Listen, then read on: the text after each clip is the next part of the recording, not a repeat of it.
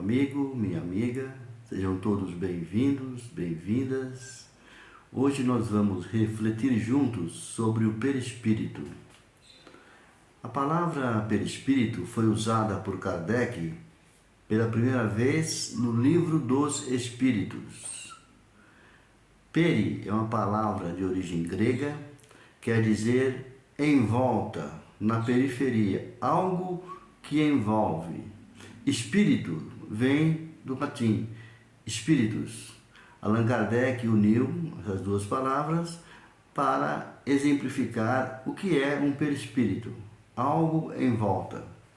Na questão 93 do Livro dos Espíritos, Allan Kardec faz a seguinte pergunta: o perispírito propriamente dito nenhuma cobertura tem, como pretendem alguns? Está sempre envolto em uma substância qualquer? Ele perguntou o seguinte: se o perispírito, se o espírito, ele não tem nada que o envolve, se é aquele pensamento que é uma essência livre, como dizem alguns, ou tem alguma coisa que envolve o espírito? Vamos ver a resposta. Envolve-o uma substância vaporosa para os teus olhos, mas ainda grosseira para nós, asas vaporosa. Entretanto, para poder elevar-se, usa-o para transportar onde quer que ele queira. Então, o perispírito, ele é uma composição vaporosa para nós ele é sutil, mas para o mundo espiritual ainda é grosseiro. E essa substância que envolve o espírito utiliza, pois essa substância, esse envoltório, o espírito usa para se transportar onde é que ele queira. Ou seja, aonde o espírito vai, ele leva consigo o perispírito. Kardec, ele dá um exemplo sobre perispírito. É como se fosse uma fruta. Vamos imaginar uma maçã, tem aquela casquinha, depois tem a polpa da fruta e lá no meio, bem protegida, a sementinha. A sementinha é a essência da fruta, é o germe da fruta. É ali que contém todos os elementos para frutificar uma árvore e depois gerar frutos. Então, o perispírito, ele é uma substância que envolve o espírito. O corpo de carne é como se fosse aquela casquinha da maçã. A polpa da fruta seria o perispírito. E o espírito, lá no meio, aquela sementinha, o germe, a inteligência, a essência da fruta, bem protegida. Na questão 94 do Livro dos Espíritos, Allan Kardec pergunta: de onde o espírito retira seu invólucro semimaterial? Aí ele já se aprofundou mais um pouco na pergunta. Ele já mudou para semimaterial, do fluido universal de cada globo, razão porque não é idêntico em todos os mundos. Passando de um mundo para o outro, o espírito muda de envoltório como mudas de roupa. Ele está dizendo que cada globo tem a sua atmosfera própria, cada planeta tem os próprios elementos que compõem aquela atmosfera. Então nós, espíritos, quando mudamos de planeta, ou vamos até de repente visitar um planeta em espírito, nós chegamos ao local, dispensamos esse perispírito que usamos aqui na Terra e compomos outro perispírito com os elementos atmosféricos daquele planeta. Então o perispírito é trocado por nós, o espírito, como nós trocamos de roupa. E é um elemento semimaterial, ou seja, a metade dessa composição, desse invólucro, é fluídica. A outra metade é matéria. Matéria mesmo. Matéria nossa aqui. E fica um corpo semimaterial. Assim, os espíritos habitam mundos superiores. Quando vêm ao nosso planeta, eles tomam outro perispírito? Bela pergunta, né? Ele aprofundou mais na pergunta. Se vier aqui ao nosso planeta um espírito de alta hierarquia, um espírito já iluminado, um espírito puro, ele troca de perispírito? Ele é obrigado a compor um perispírito de acordo com os elementos da nossa atmosfera? Vamos ver a resposta. É necessário que eles se revistam de vossa matéria. Já o dissemos. Então, repetindo, não importa a hierarquia do espírito, quando ele chega a determinado planeta, vai ter que revestir desse envoltório fluídico, semimaterial, que chama perispírito, de acordo com a atmosfera do planeta. 95, a questão 95. O invólucro semimaterial do espírito tem formas determinadas e pode ser perceptível? Está perguntando se esse invólucro, chamado de perispírito, tem forma determinada e se nós podemos percebê-los. Resposta: tem a forma que o espírito queira. É assim que estes vos aparecem algumas vezes, quer em sonho, quer em estado de vigília, e pode se tornar visível, até mesmo palpável. Então, sim, nós podemos perceber o perispírito, porque o espírito, ele se apresenta sempre com o perispírito. Ele pode dar a forma que ele quiser, através do perispírito. E pode aparecer. Os médiuns videntes vê espírito. Vê espírito, na verdade ele está vendo o perispírito. Mas quem comanda o perispírito somos nós, os espíritos. E também pode ser palpável. Tem um fluido que chama-se ectoplasma.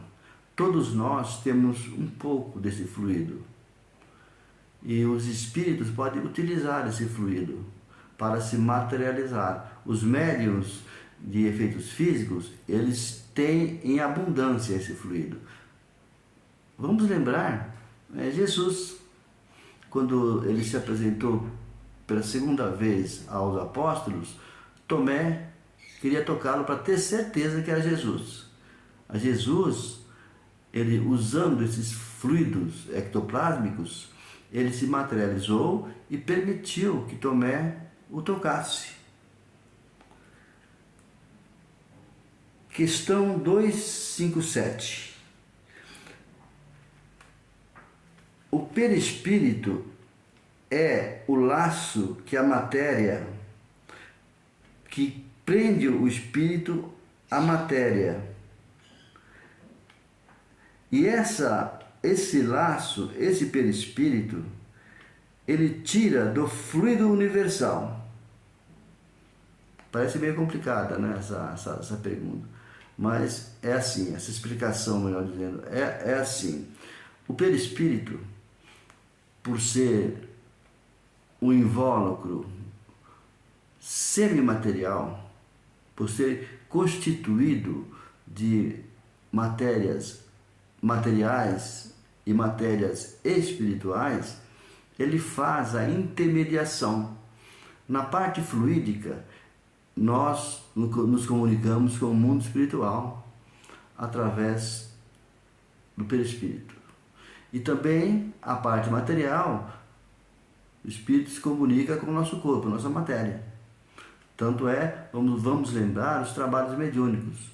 quando um irmãozinho vem dar a palavra através do médium, ele utiliza o perispírito, que é aquela parte semimaterial, aquela parte fluídica. Através dessa parte fluídica que os espíritos conseguem dar comunicação, falar, verbalizar através do médium.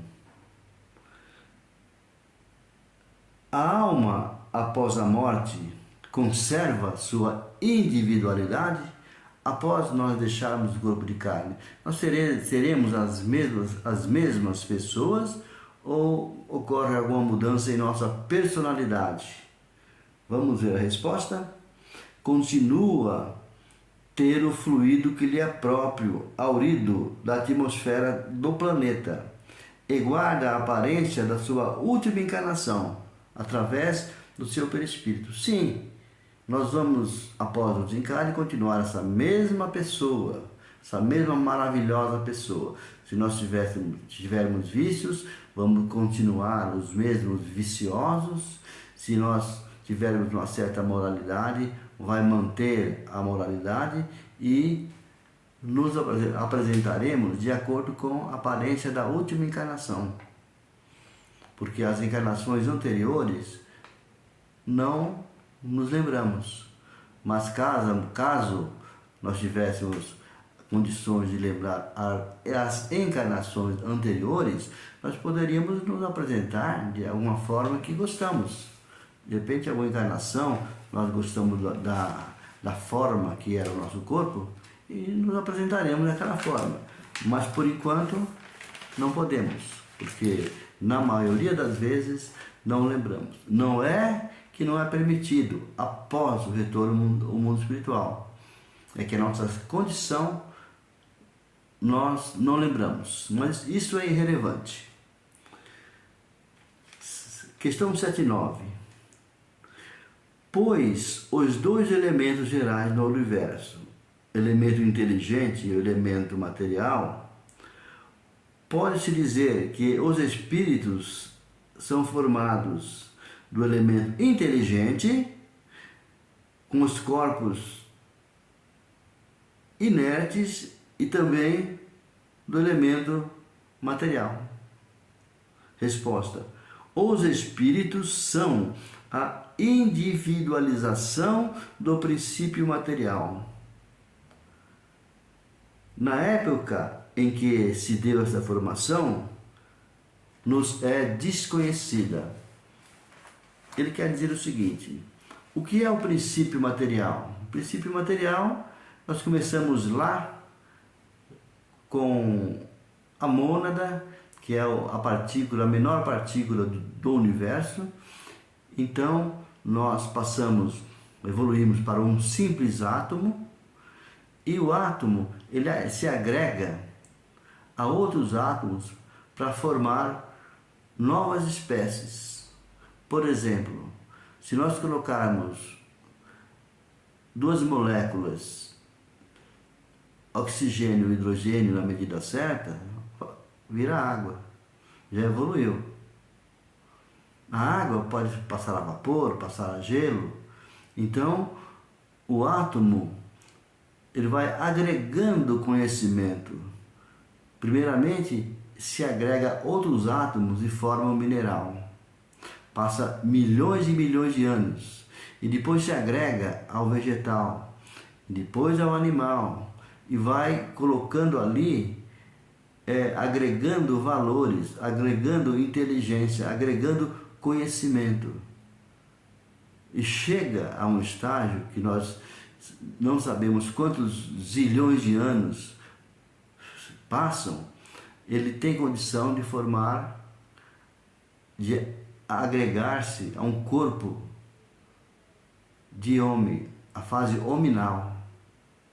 Evolui. Agora, quando esse átomo, após passar por todos os estágios de evolução na natureza, passar a ser hominal, onde acontece e como acontece, nós ainda não sabemos. Porque é proibido? Não. é que o nosso estágio evolutivo ainda não comporta esse conhecimento. Um dia, quando nós evoluirmos intelectual e moralmente, podemos até agregar esse conhecimento. E eu agradeço a todos por ter ouvido. Deus lhes pague. Obrigado. Até a próxima.